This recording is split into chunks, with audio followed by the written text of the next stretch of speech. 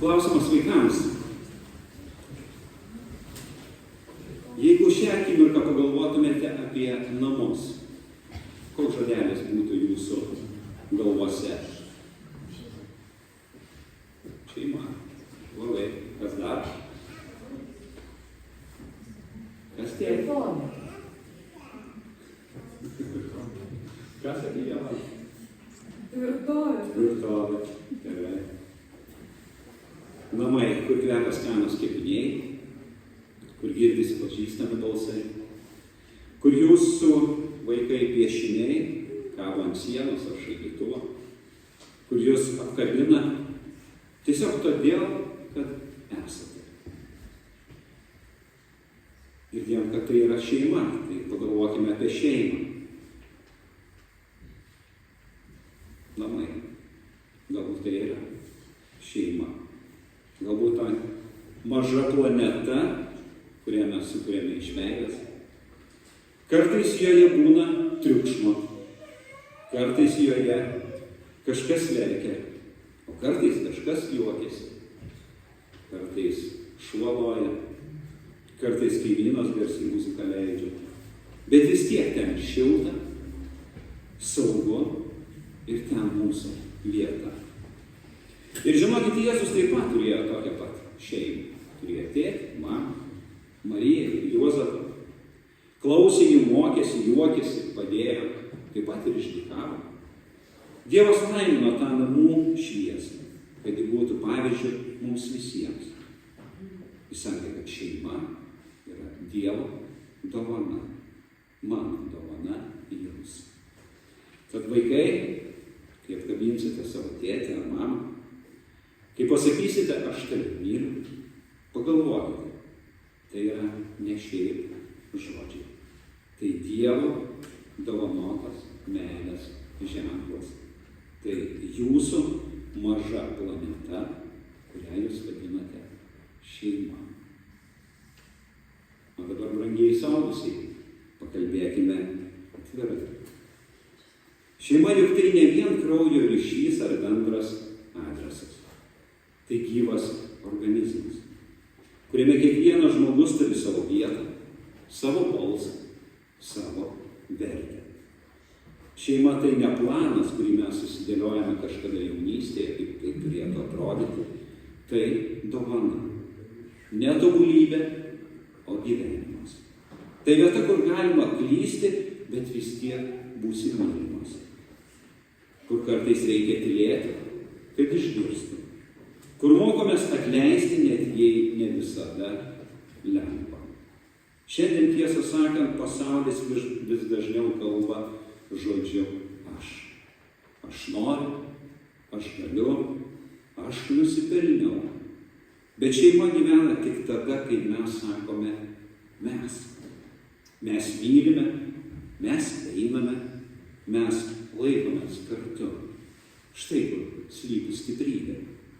Apaštalas Paulius rašo, tegul nelieka vietos vaidams ar tuščiai puikybei, bet nuolankiai vienas kitą laikykite aukštesniu už save ir žiūrėkite kiekvienas ne savo naudos, bet kitų. Ir juk taip yra šeimoje.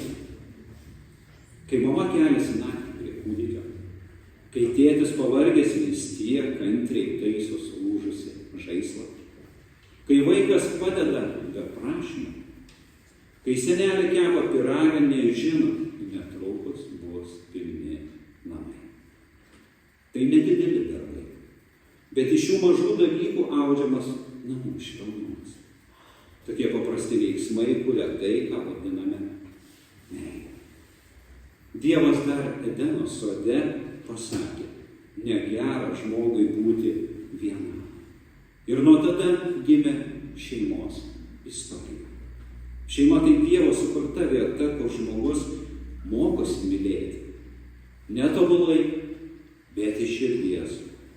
Čia gimsta kantrybė, atleidimas, nuolankumas, ištikimybė, mokėjimas klausyti ir išgirsti. Ir nors kartais būna sunku, nesutarimai, tylos akimirkos, galbūt net valandos, net ašaros, Dievas nenustoja veikti. Jis gydo, jis sujungia, jis iš naujo uždega meilę židinį, jis veikia, jei tik mes jam leidžiame veikti. Kartais sakome, neturime laiko šeimai, bet šeimai reikia ne tiek laiko, kiek širdies.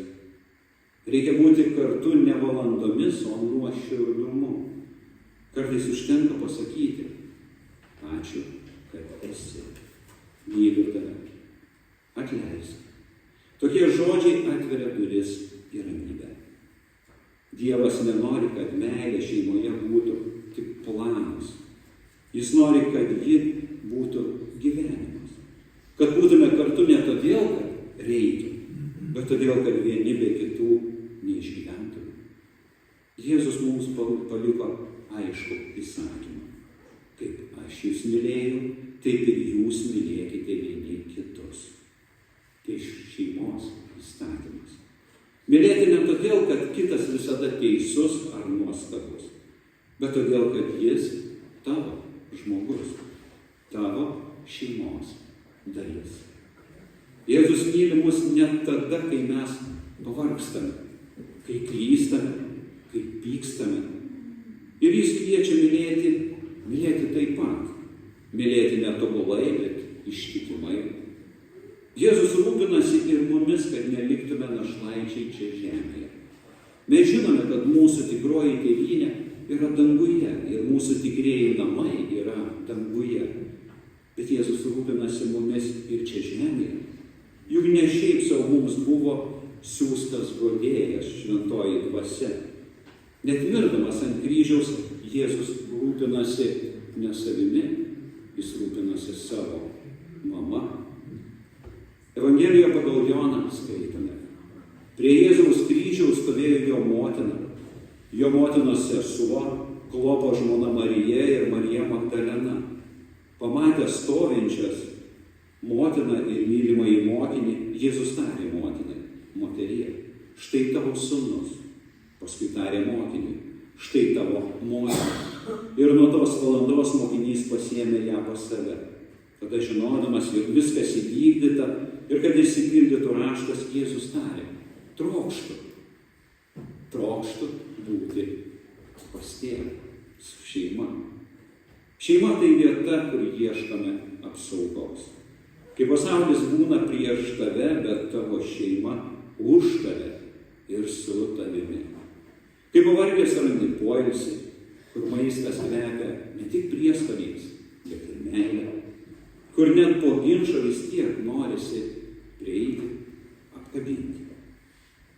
Tegul mūsų šeimos būna mažos planetos, kuriuose Dievas, saulė, meilė, oras, atleidimas, deguonis. Tegul ten, kur mes gyvename, visada būna šviesu, net jei kartais už lango ar širdyje bus audra. Ten, kur širdise gyvena meilė, ten